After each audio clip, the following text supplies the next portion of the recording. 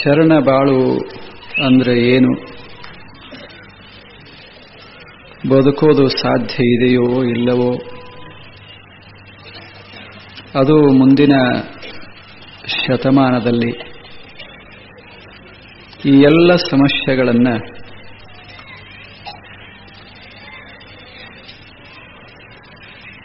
ತೊಳೆ ತೊಳೆಯಾಗಿ ಬಿಡಿಸಿ ಉಪದೇಶ ಮಾಡಿದರು.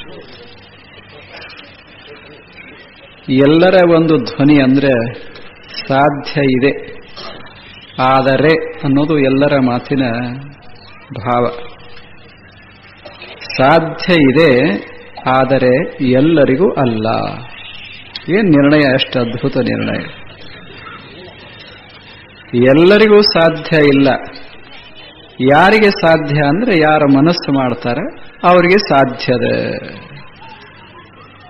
ಅದಕ್ಕಾಗಿ ಒಂದಿಷ್ಟು ಯಾರು ತ್ಯಾಗ ಮಾಡ್ತಾರೆ ಅಂಥವರಿಗೆ ಅದು ಸಾಧ್ಯದ.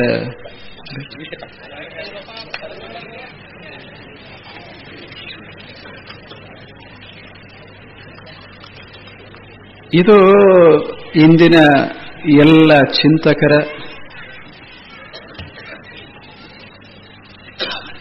ಒಂದು ನಿರ್ಣಯ. ಇದು ಬಹಳ ಸುಂದರವಾದ ನಿರ್ಣಯ. ಇದು ಎಲ್ಲ ಕಾಲಕ್ಕೆ ಒಪ್ಪಬಹುದಾದ ನಿರ್ಣಯ. ಇದು ಯಾಕೆಂದ್ರೆ ಇದನ್ನ ಅಲ್ಲಗಳಿಲಿಕ್ಕಾಗೋದೇ ಇಲ್ಲ. ಎಲ್ಲರಿಗೂ ಸಾಧ್ಯ ಇಲ್ಲ. ಎಷ್ಟು ಸುಲಭ, ಎಷ್ಟು ಸುರಕ್ಷಿತವಾದಂಥ ಒಂದು ನಿರ್ಣಯ. ಇದು ಸಾಧ್ಯ ಆಗೋದೇ ಇದ್ರೆ ಕಷ್ಟ ಸಾಧ್ಯ ಅದ.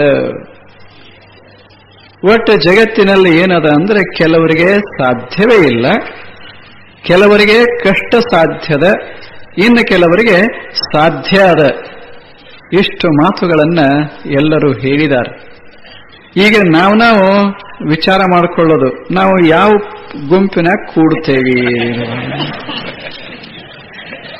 ಮಹತ್ವದ ಎಲ್ಲಿ ಅಂದ್ರೆ ಈ ಮಾತುಗಳನ್ನ, ಈ ಚಿಂತನೆಗಳನ್ನ ಮಾಡುವವರು, ಆಡುವವರು ಎಲ್ಲೋ ಅಮೆರಿಕದಾಗಲ್ಲ, ಜಪಾನ್ದಾಗಲ್ಲ, ಅಥವಾ ಭಾರತ ದೇಶದ ಇತರ ಸ್ಥಾನಗಳಲ್ಲೆಲ್ಲ. ನಾವಿಲ್ಲಿ ವಿಚಾರ ಮಾಡೋದರಿಂದ ಅಲ್ಲಿ ನಾವು ಅನ್ನೋದು, ನಮಗೆ ಅನ್ನೋದನ್ನ ಹಾಕೋಬೇಕಾಗ್ತದ. ನಮಗೆ ಎಷ್ಟು ಸಾಧ್ಯದ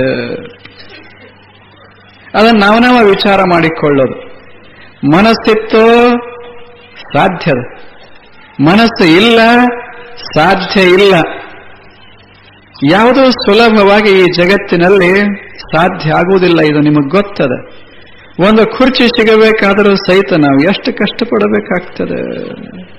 ನಿಮಗೆಲ್ಲ ಗೊತ್ತದ ಎಷ್ಟು ಕಷ್ಟಪಡಬೇಕಾಗ್ತದೆ. ಹಾಗೆ ಒಂದಿಷ್ಟು ಹಣ ಸಿಗಬೇಕಾದ್ರೆ ಎಷ್ಟು ಕಷ್ಟಪಡಬೇಕಾಗ್ತದೆ. 4 ಜನರ ಲಕ್ಷ್ಯದಲ್ಲಿ ನಾನು ಬರಬೇಕಾದ್ರೆ ಅದೆಷ್ಟು ಕಷ್ಟಪಡಬೇಕಾಗ್ತದೆ.